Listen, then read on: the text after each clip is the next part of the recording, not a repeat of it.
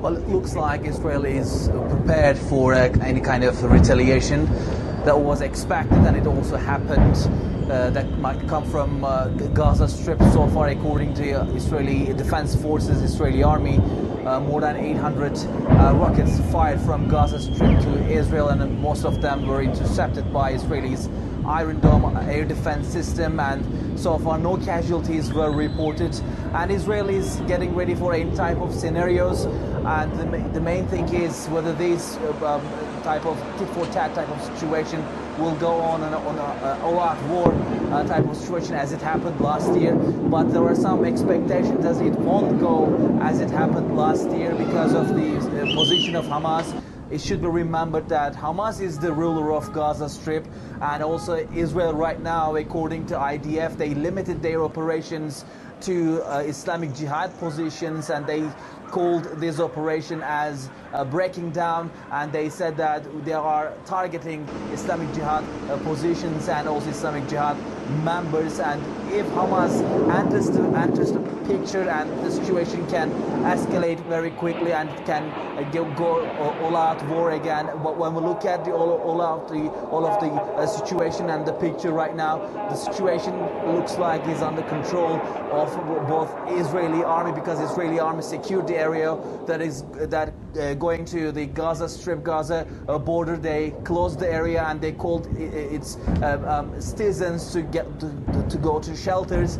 And so far, no escalation reported, but Israel is still attacking some positions in Gaza Strip. And when we look at the political spectrum, political picture in Israel, so far opposition leaders, including Benjamin Netanyahu, supported the operation, except for Arab Joint List. They basically castigated the operation and accused Prime Minister Yair Lapid boosting his political standing ahead of the election. So far, as I said, that the operation is still going on. Israel is still attacking some positions in Gaza Strip.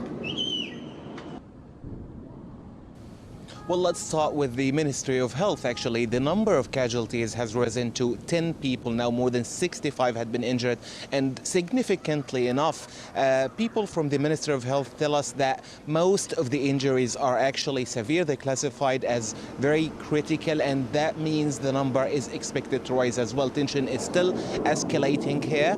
People are starting to believe that they might be looking at a repeat of last year's scenario when such tension led to an 11-day war between Gaza and Israel. Israel carried out several intense airstrikes even during the past 15 to 20 minutes on different sites across Gaza. No new injuries had been reported.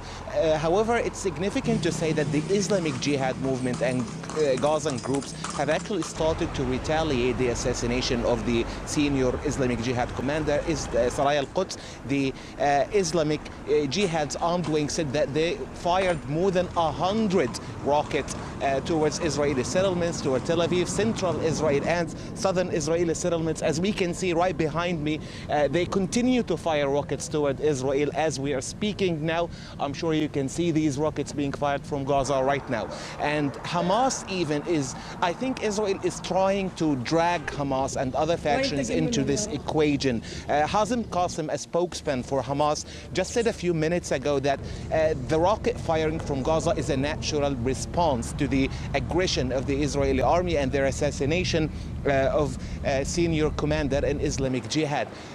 So far, Israel attacked several sites, and most significantly, after Islamic Jihad fired these rockets, Israel did not limit its attacks to only sites affiliated with Islamic Jihad. Some of them were affiliated with the Popular Resistance Group, and others were affiliated with actually the Hamas movement. So things are actually escalating here. Egypt, sources from Egypt confirm that they are trying to continue their mediation efforts, and so far nothing has been achieved now yet.